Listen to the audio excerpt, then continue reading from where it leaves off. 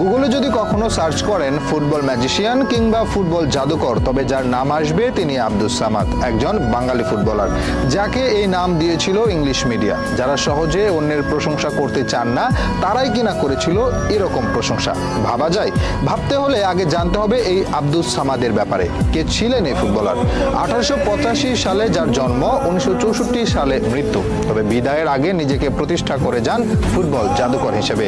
তার football career নিয়ে যতটা আগ্রহ মানুষের, তার চেয়েও বেশি অবাক করা কাণ্ড করতেন মাঠে বসে। বলা হয় তিনি কখনো মাঠে মনোযোগী ছিলেন না, আনমনে ঘুরে বেড়াতেন, মাঠের মাঝে বাদাম খেতেন, যখন ইচ্ছে হতো গোল করতেন। সবার কাছে গোল যখন আরাধ্য ব্যাপার, তার কাছে যেন ইচ্ছের মতো, মন চাইলে গোল করব, না চাইলে করব না, এরকম একটা স্বভাব নিয়েই পার করেছেন ক্যারিয়ার। তার জীবনে একটা অন্যতম এক অদ্ভুত কাণ্ড হচ্ছে, একবার রেফারিকে চ্যালেঞ্জ করেন গোল পোস্ট ছোট বলে। লড়াইটা ছিল ইন্দোনেশিয়া একাদশ আর ভারতীয় একাদশের মধ্যে। তুমুল প্রতিদ্বন্দ্বিতাপূর্ণ ম্যাচে খেলছে দুই দলেরই তুখোড় সব খেলোয়াড়। চেষ্টা চালালেও কোনো পক্ষই গোল করতে পারছে না। ঠিক সেই সময় ভারতীয় দলের একজন খেলোয়াড় প্রতিপক্ষের কয়েকজনকে সুন্দরভাবে কাটিয়ে শট করলেন গোল পোস্টে।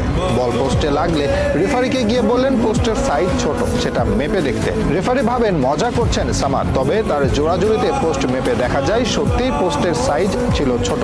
এরপর পোস্ট ঠিক করার পাশাপাশি তার শটকে ধরা হয় গোল হিসেবে। প্রচলিত ছিল মনে চাইলেই গোল করতে পারতেন তিনি, গোল ছিল তার ইচ্ছের ব্যাপার। একবার তৎকালীন ভারত খেলতে নামে চীনের বিপক্ষে, ইনজুরির জন্য বেঞ্চে রাখা হয় সামাদকে। তবে প্রথমার্ধেই 3-0 গোলে পিছিয়ে পড়ে ভারত। কোচের কাছে অনুরোধ করেন তাকে নামতে দিতে, যদিও ঝুঁকি নিতে চাননি কোচ। তিনি অনুরোধ করেন 15 মিনিটে 4 গোল করে উঠে যাবেন, এবং সত্যি 15 মিনিটে 4 গোল করেন এই ফুটবলার। অতীতে কলকাতা একাদশ ও ইংল্যান্ড একাদশের মাঝে খেলা হতো, তিনি একবার চ্যালেঞ্জ ছুড়ে দিলেন, এবার ইংল্যান্ডকে হারাবে তারা। অহংকারী ব্রিটিশরা কথাটা ভালোভাবে নেয়নি, তারা চেয়েছিল ভারতকে বরাবরের মতো গুঁড়িয়ে দিতে।